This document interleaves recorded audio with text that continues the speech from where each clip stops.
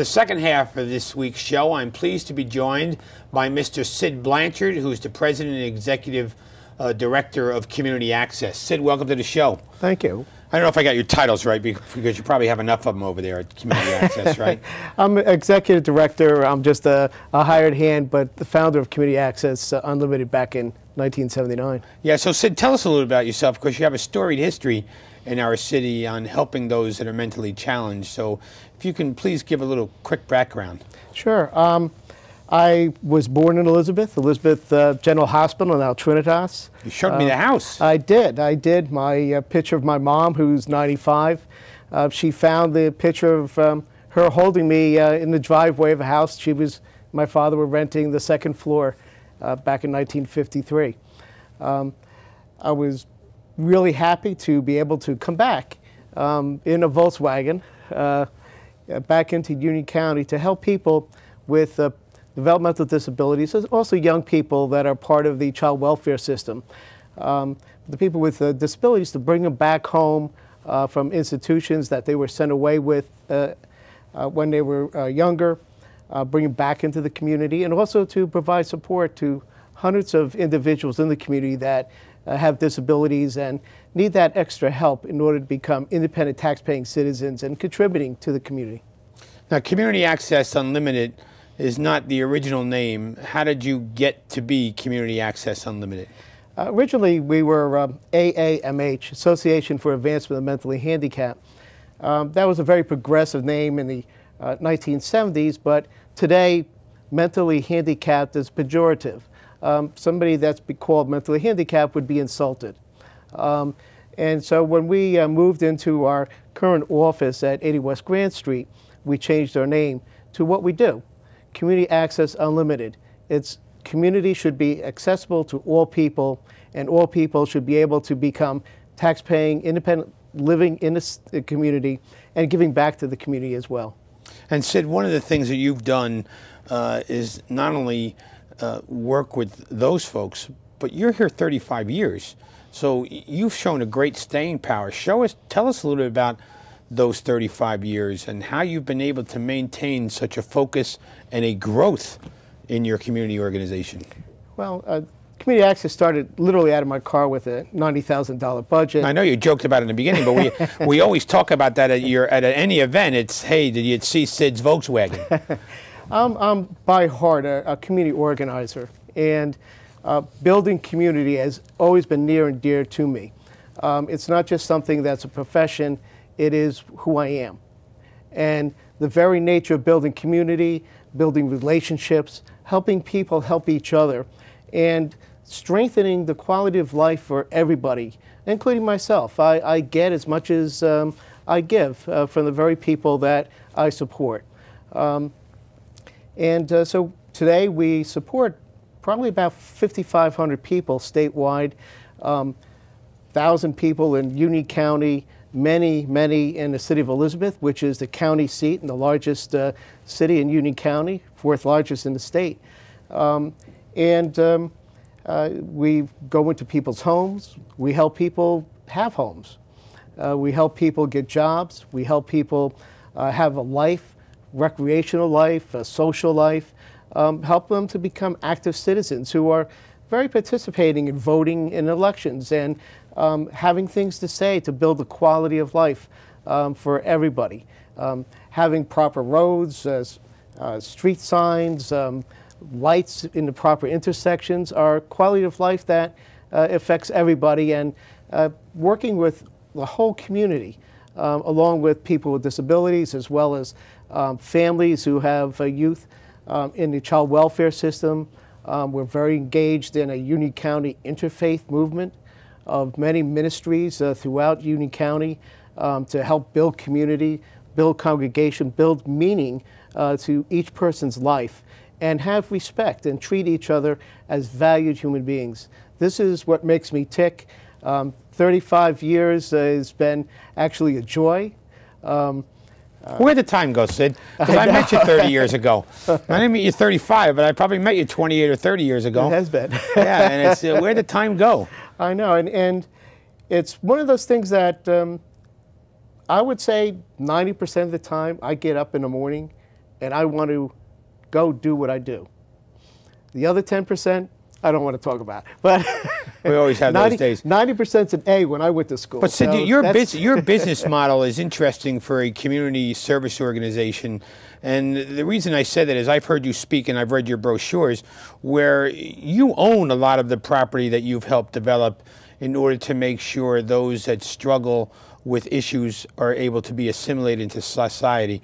How did you go about that process? Because it's an interesting business model that not a lot of nonprofits follow. Sure. Back in the 1980s, we used to rent a lot of housing with the people that we were supporting. And we would be their backup so they could get leases. However, it was the whole housing crisis of the 1980s that a lot of people have forgotten about, the savings and loans crisis. Affordable, safe housing was taken out of the marketplace.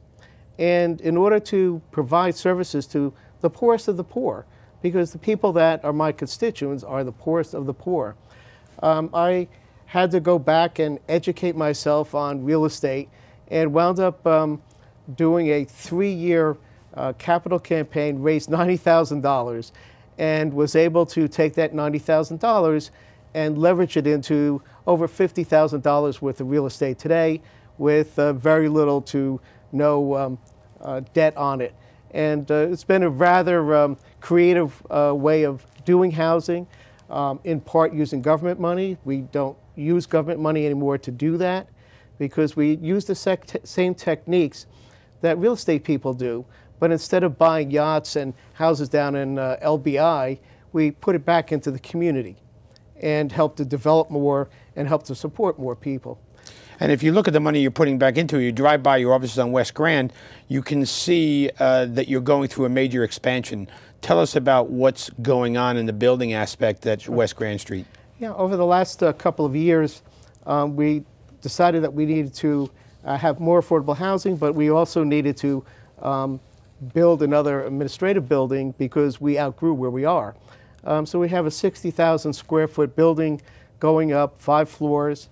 First 2 floors have an auditorium with a staging that will hold 450 seats, 450 people with sliding doors so they can break into conferences and workshops. The second floor has a cafeteria, both these to serve people not only on the other 3 floors, which are our employees, but also to open up to the community. While we've been in Elizabeth at 80 West Grand Street, we have birthed a number of churches that needed a place to start.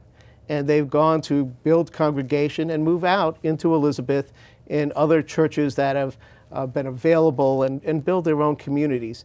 And we want to be able to be that incubator to not only help the people that we're supporting, but also the community and build support among the community.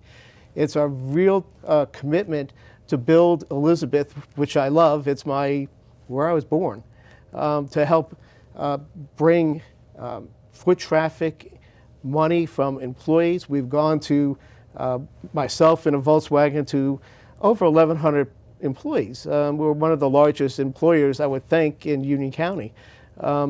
And to bring all that income in, we do business locally on purpose. We keep things in Union County as much as in Elizabeth as possible because it stimulates the economy, it creates jobs. Tell us about that. Sure. Stimulating the economy. No. Absolutely. In order to build community has to have income.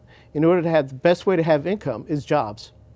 And we really focus on doing training, bringing people in locally, getting them jobs. We have every Monday from 4 to 6 open house at 1,100 employees and expanding.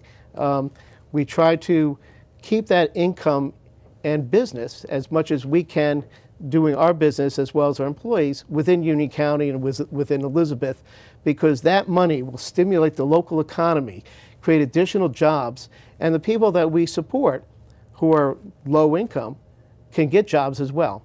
Start part-time to full-time, be able to get a piece of that American dream. And it's not only housing, it's jobs, and if you have your own paycheck, you absolutely are vested in building your community. You have a piece of the pie, and you want to do as much as possible to make a quality life for everybody. Now, talking about some of your expansion and new housing projects, you have something going on Cherry Street in our city, and you also have something going on in Fanwood and Scotch Plains. Are they similar development projects, and how do they work within your core mission? They absolutely are similar. On Cherry Street, there's 12 units of housing. People with disabilities use a couple of those units, and the other units are rented out to moderate and regular income individuals. Part of the building is non-taxable, which I know you don't want to hear, and the rest is taxable. And the people that are there on moderate regular income are paying regular rent, and that money goes back into building additional services and as well as housing for poor people. In the basement, we have the Academy for Continuing Education for people with disabilities, for after-school programs. We have a number of sites that we're building throughout the county and the state, but Elizabeth is the incubator. We have a healthcare service firm that has trained over 40 people to become homemaking services, personal care attendants, and we're building a whole infrastructure within Union County to help seniors as well as people with disabilities that have services come into their home and provide those supports that they need to maintain their homes. Sid, before we close, I want to talk about one of the things that's happening in the state is the state development centers are closing. The governor has closed down some of these centers. We read an awful lot about parents who think this is the worst thing in the world because their kids have functioned extremely highly in areas outside of our state. What happens here in New Jersey when the governor makes those decisions? Well, there's over a dozen states that have no institutions. New Jersey happens to have the third most number of people in institutions in the country.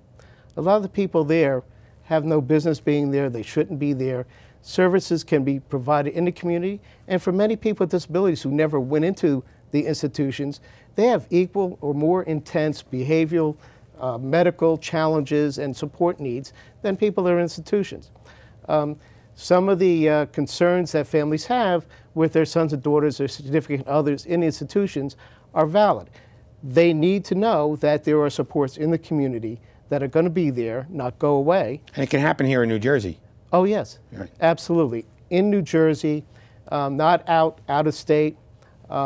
There's been some abuse that the newspapers have not talked about for some of the out-of-state people. There was one big spread of somebody living in Texas. Well, all I had to do was Google where that person was living, and it was a huge ranch.